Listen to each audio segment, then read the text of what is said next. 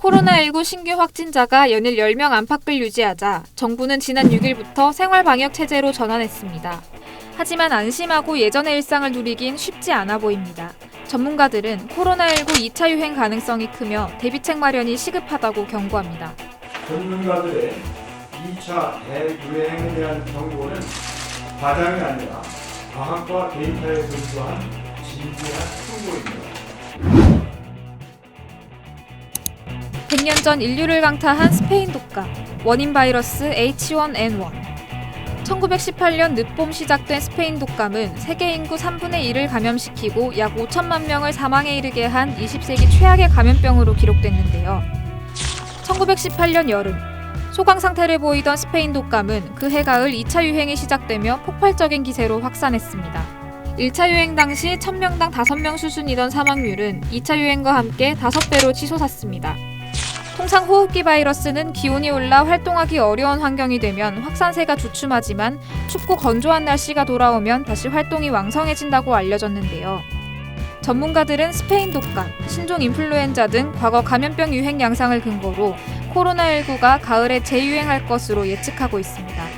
사회에 이제 조용히 숨어있던 감기, 독감 이런 바이러스들이 여름을 지나고 이제 추운 계절이 돌아오면 다시 극성을 부르게 되죠. 그 이유는 사람들이 날이 차가워지면 목이 건조해지고 면역력도 좀 떨어지고 좁은 공간에 사람들이 많이 모이고 하는 이런 일들이 종합적으로 생기기 때문에 또 계절 요인을 떠나 아직 집단 면역이 형성되지 않은 만큼 세계적인 봉쇄 완화 흐름이 가을철 코로나19 재확산으로 이어질 수 있다는 견해도 있습니다.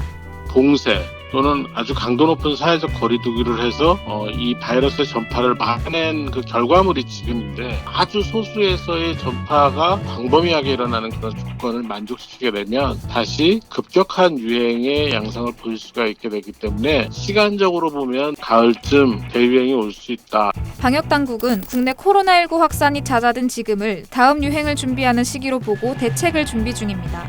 호흡기 전담 클리닉 약 1000개를 운영할 예정이며 의료 자원도 추가로 확보할 계획입니다.